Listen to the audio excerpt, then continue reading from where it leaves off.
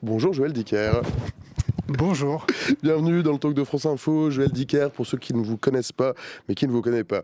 Vous êtes écrivain, vous êtes suisse normand, vous avez 39 ans. Vous êtes ce qu'on peut appeler un phénomène de l'édition. Vous collectionnez quelques 20 millions de lecteurs. Pour ceux qui nous rejoignent et qui pensent ne pas vous connaître, on vous doit notamment La vérité sur l'affaire Harry Kéber, le livre des Baltimore, la disparition de Stéphanie Myler, l'énigme de la chambre 622, l'affaire Alaska Sanders. Et vous venez de publier aux éditions Rosier & Wolf, c'est votre maison d'édition, Un animal sauvage. C'est sorti le 27 février dernier. C'est l'histoire d'un braquage de bijouterie à Genève.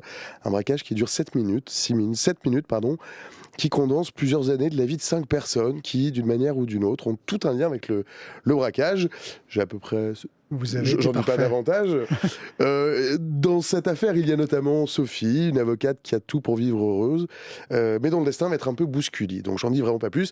Un animal sauvage, c'est du suspense, c'est efficace, c'est rythmé, c'est remarquablement bien construit. Mais vous êtes un pro pour faire ça, et ça s'adresse à tous les lecteurs. Dès sa sortie, votre livre est déjà un succès en librairie. On s'habitue au succès, ça rend les sorties moins anxieuses. Non, au contraire. Mais il y a un trac. J'ai le trac, qui est une bonne chose, qui est un bon trac. Je crois qu'on ne peut travailler bien qu'avec du doute, qu'avec du trac, qu'avec cette angoisse de se dire est-ce qu'ils vont aimer, est-ce que les lecteurs vont comprendre, est-ce qu'ils seront là. Ça donne beaucoup de saveur. Premier retour donc. Les retours sont très bons, justement. Je suis très touché. Les retours sont très bons. Les lecteurs sont là en nombre pour faire signer leurs livres. Et ça aussi, c'est un moment très particulier parce qu'il y a cette rencontre. Vous savez, j'ai écrit ce livre évidemment seul chez moi. Les lecteurs ont lu leurs livres seuls, chez eux ou dans le bus, peu importe, mais ils étaient seuls aussi. Et il y a enfin ce moment où ces deux êtres seuls, l'auteur et le lecteur, se retrouvent ensemble enfin pour un petit moment de communion. Et ça, c'est toujours très particulier. C'est ce petit moment suspendu là, c'est ça ? Absolument. Au cœur de votre roman, il y a donc Sophie, c'est une avocate heureuse a priori, dont la vie paraît merveilleuse, en tout cas, parfaite, et qui est animée, si je puis dire, par une sorte c'est quoi ? C'est une pulsion animale avec en creux un manque terrible, et qui fait d'elle, ce sont vraiment une panthère en cage. C'est qui Sophie ? Alors sans trop dévoiler, j'ai eu presque peur. Hein, Mais non. Sophie, elle est une femme, elle va avoir 40 ans dans quelques jours. Elle est mariée, elle est heureuse, elle a 2 enfants, elle est avocate, elle est indépendante, elle est bien dans son corps, bien dans sa peau. Tout va bien. En tout cas, c'est ce qu'on croit. Son mari pense que tout va bien, sa famille pense que tout va bien, ses voisins l'observent, la voisine, ils ont des voisins, un couple de voisins. Karine, la femme, la trouve extraordinaire et aimerait être elle. Et Greg, le voisin, le mari de Karine, est obsédé par elle au point que tous les matins, il va l'observer. Il se cache près de sa maison, il la regarde se lever et aller boire un café. Et Sophie, pourtant, au-delà des apparences, elle est rongée par une envie, elle est rongée par un besoin, quelque chose qu'elle doit accomplir. Elle aimerait que ça s'arrête, elle aimerait ne plus le faire, mais c'est plus fort qu'elle. Alors votre livre, c'est quoi ? C'est un livre sur la frustration, sur la limite qu'on doit dépasser, qu'on ne devrait pas dépasser, qu'on dépasse ? Non, c'est un livre sur l'acceptation de ce qu'on est, de qui on est, peu importe nos côtés plus sombres, peu importe nos pulsions, peu importe nos envies, peu importe nos addictions peut-être aussi. Tout ceci n'enlève rien à la personne qu'on est. Au contraire, ça la complète, ça nous rend entiers. On est comme on est, on n'y peut rien. Au fond, c'est un livre dans lequel les personnages ont peur, en se révélant trop, d'être moins aimés. Vous nous avez emmenés aux États-Unis avec Harry Kéber. Votre histoire, cette fois-ci, elle se passe un peu à Paris, un peu à Saint-Tropez. Elle se passe surtout à Genève, qui est un peu une sorte de personnage. Oui, c'était important pour moi de raconter. Vous habitez Genève, je suis né à Genève, j'habite Genève. Oui. Donc c'était important pour moi aussi de raconter cette ville. C'était important pour moi, jeune auteur quand même aussi en termes de livre, c'est que mon 7e livre. Et je sens aussi à chaque fois que j'ai envie de persévérer, de progresser, je sens qu'il y a des choses que j'essaie de faire qui au début sont difficiles. Placer un roman à Genève était difficile pour moi. Pourquoi ? Parce que raconter une fiction dans ma réalité, c'était compliqué. Alors c'était plus simple de parler des États-Unis que je connais très bien, mais qui sont à 6000 km de là, il y avait cette distance. Et donc j'ai essayé une première fois, j'ai utilisé Genève comme décor d'un précédent roman, L'énigme de la chambre 622, mais dans ce roman-là, Genève était un décor. Alors que dans ce nouveau roman, Un animal sauvage, Genève est un personnage à part entière, on sent son pouls, on sent sa complexité. Joël Dicker, le moins qu'on puisse dire, c'est que vous avez le sens de l'intrigue.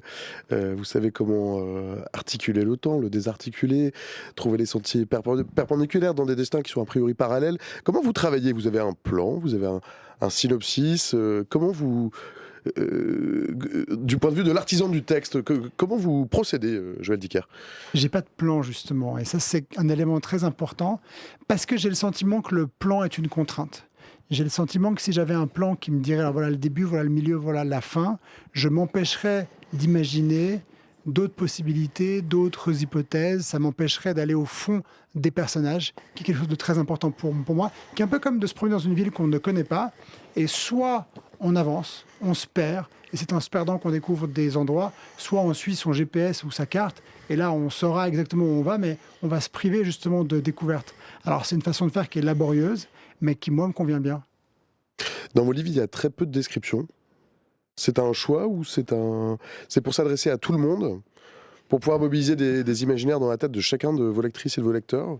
Mais je suis d'abord écrivain parce que j'aime lire. Et quand je lis, ce qui est important et ce qui, je trouve, donne ce caractère si fort et si intense à l'acte de lire, c'est que nous, lecteurs, sommes des créateurs aussi à part entière. Et on imagine les personnages et les décors, on vit ça de façon très intense. Et c'est pour ça que, en tant qu'auteur, c'est important pour moi de laisser cette place, de laisser le plus de place possible à mes lecteurs et de faire de ces livres des invitations au jeu, au plaisir, à la découverte, à la création aussi. Et ça me plaît, il n'y a rien qui me plaît plus que quand mes lecteurs viennent me voir et essaient d'avoir des confirmations. Parce que je ne décris pas les personnages. Donc ils me disent, un tel, il est comme ci, hein, ou il est comme ça. Et je réponds jamais, je dis, si vous l'avez imaginé comme ça, c'est que c'est vrai. Dans un roman, il y a autant de vérité que de lecteurs, et ça, pour moi, c'est très important. Joël, vous publiez un livre tous les 2 ans, tous les 3 ans, allez, tous les 2-3 ans, vous vous arrêtez jamais en fait. Il faut rester dans le rythme de l'écriture. Vous faites des pauses de temps en temps, ou est-ce que l'écriture a besoin de vide de temps en temps ou non? Oui, il faut le sentir. C'est une question, c'est l'instinct Parce que aussi. vous êtes sacrément prolifique quand même, hein. Je suis prolifique, plus ou moins que d'autres, plus que d'autres. Mais la question, c'est justement de s'empêcher. C'est très important pour moi de m'empêcher de commencer un livre, de m'empêcher d'écrire. Quand j'ai très envie, je m'empêche un peu. Et ça, pour moi, c'est un élément qui est important parce qu'il va dicter le plaisir. Alors, il y a des pauses. Quand je termine un livre, en général, je me dis plus jamais. Je me dis, c'était le dernier, c'est trop de travail. J'ai plus envie de repasser 2 ans, 10 heures par jour, à me lever à 4 heures du matin. Je n'en peux plus, stop. Et puis, cette pause, elle dure quelques jours, une semaine, 10 jours, peut-être 15.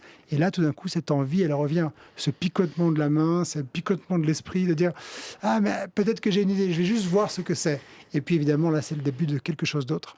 Vous travaillez la nuit donc? Je ne savais pas vous poser la question, mais vous le dites vous-même. Donc vous vous levez à 4 heures du matin Oui. et vous commencez à écrire, c'est ça? C'est-à-dire la nuit ou le jour très très tôt, ça dépend comment vous le prenez. J'ai besoin de dormir un peu. J'ai besoin de dormir quelques heures. Je ne fais pas de nuit blanche, mais je peux me lever à 3 heures du matin sans difficulté. Vous êtes un homme du matin tôt. Vous publiez désormais sous la bannière de votre propre maison d'édition. Vous avez créé après le décès de votre éditeur, Bernard de Fallois. Alors pour celles et ceux qui nous ont rejoints peut-être et qui sont un peu loin du milieu de l'édition, Bernard de Fallois, c'est celui qui a édité Robert Merle, Jacqueline Romy et puis surtout Marcel Pagnol, que tout le monde connaît là pour le coup dans le chat. Bernard de Fallois qui est plus de ce monde, mais il semble qu'il vous accompagne encore un petit peu. Vous aviez une relation fusionnelle, je crois. Qu'est-ce qu'il vous laisse aujourd'hui? Il me laisse un héritage extraordinaire qui est sa curiosité, ses interrogations, tout ce qu'il m'a appris. Il passait son temps à m'expliquer comment faire ou à me suggérer comment trouver les solutions à une question. Il était un homme qui avait un savoir immense, qui avait une culture incroyable. Il était un homme qui avait révolutionné une partie de l'édition. Le livre de poche en France, c'est lui. Il avait été le patron de très grandes maisons. Et puis dans la dernière partie de sa vie, il avait monté sa maison sans enjeu parce qu'il avait envie de s'occuper et de faire paraître les livres des gens qu'il aimait bien. Et je l'ai rencontré à ce moment-là et il avait qu'une envie, c'était transmettre. Et il m'a transmis ce conseil vraiment incroyable qui est de ne jamais, alors ça peut paraître bête quand je le dis comme ça, mais il faut le voir venant de lui, cet homme qui avait cette aura, ce savoir assez incroyable. Puis il avait ce charisme, il avait cette grosse voix. Et il me disait, quand on lui posait une question, quand il avait un doute, il disait « Joël, il faut se renseigner ». Et se renseigner, ça voulait dire interroger un maximum de personnes, plus ou moins expertes sur la question posée, et puis ensuite, après ça, une fois qu'on a tous les avis, prendre ses responsabilités, faire une décision, prendre une décision, avec aussi cette conviction que notre responsabilité est engagée à ce moment-là. Et comment vous l'appliquez au quotidien J'interroge beaucoup, je pose beaucoup de questions, je prends des décisions à retardement. Quand on me pose une question ou quand je dois prendre une décision, j'interroge et je reviens 48 heures plus tard avec une réponse. On dit souvent que vos livres sont cinématographiques et les mauvaises langues, ce sont des mauvaises langues, disent même que vous les écrivez pour qu'ils soient adaptés au cinéma, ce qui est pour l'instant démenti par les faits et par l'histoire, puisqu'à part une série sur TF1 avec la vérité sur l'affaire Harry Kéber, je pense que vos livres n'ont pas été adaptés, parce que finalement c'est peut-être un petit peu plus compliqué que ça d'adapter Joël Dicker au cinéma ou à la télévision. Et oui, on me dit, effectivement, c'est un mot qui ressort. En fait, quand on vous lit, pour ceux qui ne vous ont pas encore lu, on voit tout à fait des plans de cinéma. Oui. Donc on se dit, en fait, c'est tout à fait fait, alors volontairement ou non, et puis ça serait pas un défaut qu'on leur porterait. On se dit, c'est fait pour le cinoche. En fait, ça doit être très très complexe à adapter. Mais c'est justement ça, et c'est ce qui me plaît, cette barrière très fine entre le cinéma, la série télé et un livre. Et en fait, ce qui se passe, c'est qu'on voit des images, évidemment, puisque je le disais avant, je laisse beaucoup de place au lecteur pour que le lecteur puisse créer avec ces images quelque chose de concret pour lui. Donc je dis au lecteur, au fil du livre, imaginez Sophie et imaginez Greg qui fait son jogging dans la forêt et qui va observer Sophie à la fenêtre de sa maison. Mais là, vous avez tout vu. Pourtant, je n'ai rien décrit. Et c'est en ça qu'on se dit, ben oui, il y a des images, donc c'est cinématographique. Et en fait, non, parce que ces images, elles sont les vôtres. Et quand des producteurs, et j'ai beaucoup de propositions, s'emparent en disant, ah oui, non, mais ça va faire un grand film ou une grande série, très vite, ils se rendent compte que c'est compliqué. Comment on le fait? Comment on adapte ça? Puisque ce n'est pas décrit, il faut prendre des responsabilités, il faut décider de tout. Et par exemple, ce livre-là est un livre où il y a 3 entrées en quelques pages. Ça commence par un braquage. On arrive 20 jours avant, Sophie dans sa cuisine est observée par le voisin et à quelques kilomètres de là, une voiture avec un inconnu arrive et ça va être le drame. Et juste ça, c'est 3 scènes très différentes qui mettent immédiatement, qui plongent le lecteur dans l'histoire, dans l'intrigue et qui sont très claires à la lecture du livre. Ne serait-ce que ça, de le rendre en cinéma ou en série télé, ça ne marcherait pas. Il faudrait choisir une des 3 scènes, donc l'adaptation, elle est compliquée. Dans le chat, il y a un internaute qui dit, mais oui, mais s'il pense que l'imagination du lecteur est importante, en fait, l'adaptation au cinéma, ce serait une trahison. Ce serait une trahison finalement. Mais c'est une très bonne question. Il y a un de mes livres qui a été adapté, c'était La vérité sur l'affaire Harry Kéber, et j'ai des lecteurs qui sont venus me dire... J'espère qu'en regardant cette série télé, j'espère que j'aurai les mêmes sensations que le livre. Oui. Et j'ai dit, non, évidemment que non, parce que le livre, c'est le livre. C'est votre lecture, c'est votre vérité, c'est à vous. La série, c'est simplement la plongée dans l'imaginaire d'une personne, le réalisateur. C'est juste ça. Donc c'est pas une trahison, c'est une interprétation.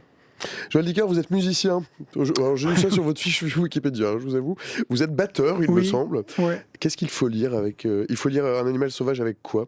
Si un animal sauvage devait avoir une bande originale? Alors, je ne mets pas les bandes originales. Je sais que j'ai des collègues qui le font. Je lis parfois des livres à la fin desquels il dit voilà ce que j'ai écouté pour écrire. Mais pourquoi écouter ce qui a été utilisé pour écrire? Parce que est-ce que ça aura la même résonance pour lire? En tout cas, pour moi, pas. Parce que j'écoute de la musique, alors j'écoute beaucoup de jazz, j'écoute de la musique en principe sans parole, j'écoute de l'opéra aussi, ou de la musique en anglais, en italien, mais pas en français pour pas avoir ce français qui vient me chahuter un peu l'esprit, c'est ça. Mais cette musique, je l'utilise comme un tempo qui va donner un rythme au livre de façon générale. Ça me donne un rythme dans l'écriture. C'est pas une musique qui va donner une ambiance. Je mets pas une musique triste pour une scène triste et une musique gaie pour une scène plus forte ou plus gaie. C'est vraiment l'idée d'avoir un tempo, d'avoir un rythme, parce que l'écriture et la lecture ne connaissent pas un rythme commun. La musique, elle a un 4 temps, elle a un 3 temps, elle a un 5 temps. Le cinéma, la série télé, elle a une durée, 3 x 52, 6 x 52, 1h30, peu importe, mais des durées claires. Par contre, ce n'est pas le cas dans la lecture et donc dans l'écriture, et donc j'utilise de la musique comme tempo. Joël Dicker, vous n'avez pas encore 40 ans, vous avez vendu plusieurs dizaines de millions de livres, vous êtes l'homme probablement le plus heureux du monde. Qu'est-ce qui vous manque? La santé éternelle. Je ne sais pas si vous êtes l'homme le plus heureux du monde, mais qu'est-ce qui vous manque aujourd'hui? Non, mais vous voyez, c'est marrant de faire le lien entre une carrière qui marche bien et être heureux. C'est vrai. Et je crois que c'est un peu le travers de notre monde. Une belle carrière, c'est évidemment que ça apporte, et pour moi, quelque chose de très important, parce que j'ai été longtemps très malheureux. Je parlais professionnellement. En ne sachant pas quoi faire de ma vie, parce que je sentais que j'aimais écrire, mais j'avais l'impression que je n'y arriverais pas. Donc ça m'a rendu heureux, justement, de pouvoir réussir ça, de trouver ces lecteurs que j'ai attendus tellement longtemps. Mais la vie de ce qui restera de la vie, quand j'arriverai à la fin de ce chemin, je ne pense pas que ce sera mes livres, ce sera mes proches, ce sera les gens que j'ai aimés, ceux qui m'ont aimé, mais c'est surtout ça, je crois. Vous n'habitez pas une grande maison en verre. Non. Dites-moi, si vous aviez un conseil à donner à quelqu'un qui voudrait se lancer dans l'écriture, à ceux qui n'ont rien, vous diriez quoi? Un conseil de... Il faut s'accrocher. Il faut s'accrocher. C'est un processus qui demande beaucoup de sacrifices, beaucoup de temps, beaucoup de recommencements, une abnégation sans faille, mais qui amène aussi beaucoup de bonheur. Est-ce que vous êtes déjà sur un autre livre, Joël Dicker? Oui, je suis déjà sur un autre livre, sur un autre projet, sur une autre idée, dont je ne sais pas grand-chose puisque j'ai pas de plan. Et ce qui me plaît, c'est justement en ce moment. Eh ben, je ne sais pas. J'ai une idée qui va probablement amener une idée, qui amènera une idée, qui permettra de faire germer l'idée d'un prochain livre. En général, il y a plusieurs mois pendant lesquels j'écris, je pars sur des pistes de livres, j'écris quelques dizaines de pages, parfois plus, qui disparaissent. Ça fait partie du jeu aussi. Vous avez beaucoup de pages écrites que vous jetez après. C'est quoi la proportion? Vous gardez combien à la fin? Le double? Je garde la moitié. Ce livre de 400 pages, j'en ai écrit en tout cas 800. Joël Dicker, le mot de la fin? Lisez, lisez, lisez, lisez. Pas que mes livres, lisez en général. Et si vous lisez, faites lire. Ceux qui ne lisent pas encore, je suis convaincu que tout le monde aime lire, mais que tout le monde ne le sait pas encore. Merci Joël Dicker. Merci.